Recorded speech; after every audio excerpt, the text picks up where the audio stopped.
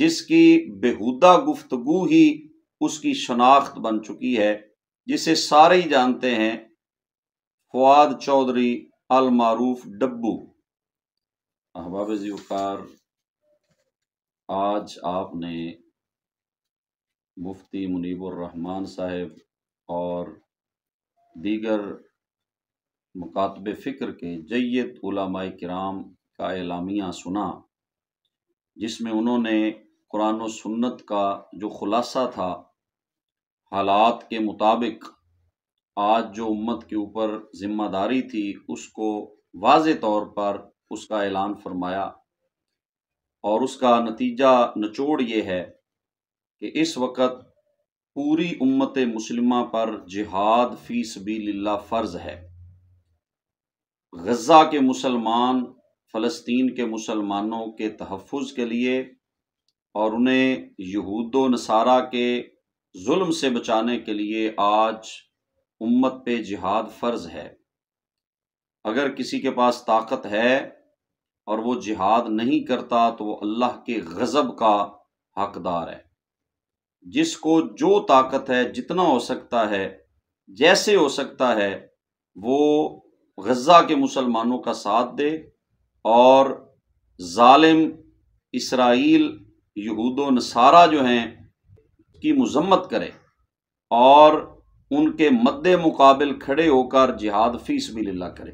یہ امت کے اوپر فرض ہے، اور ہر دور میں علماء حق اپنی ذمہ داری ادا کرتے ہیں، اور جو حق کا پیغام ہے وہ لوگوں تک پہنچاتے ہیں۔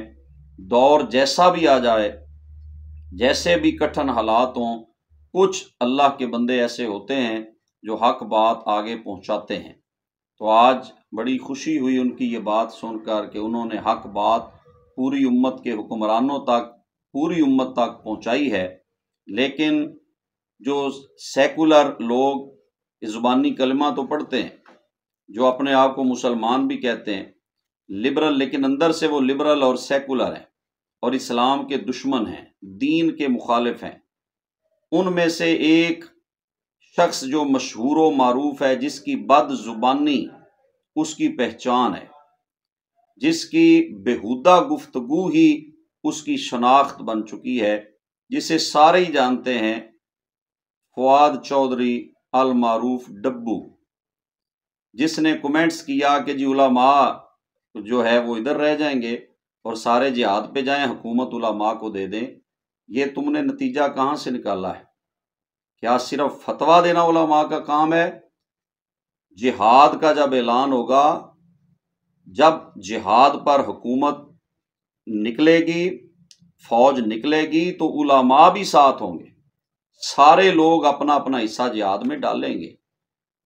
تم نے جب بھی کوئی خیر کی بات ہوئی ہے نا، تمہاری زبان سے کبھی بھی اچھے کلمات نہیں نکلے، اور تمہیں اتنی سزا اللہ نے دی بھی ہے۔ چند دن پہلے جو تمہارا حشر ہوا دنیا نے دیکھا، لیکن یہ قول مشہور ہے کہ رسی جل گئی لیکن بل نہیں گیا، بلکہ یہ تو بڑی مہذب سی مثال ہے تمہارے لیے۔ یہ مثال ہے کہ کتے کی دم 100 سال بھی وزن کے نیچے رکھے تو وہ پھر بھی ٹیڑھی رہتی ہے، شرم تم کو مگر نہیں آتی۔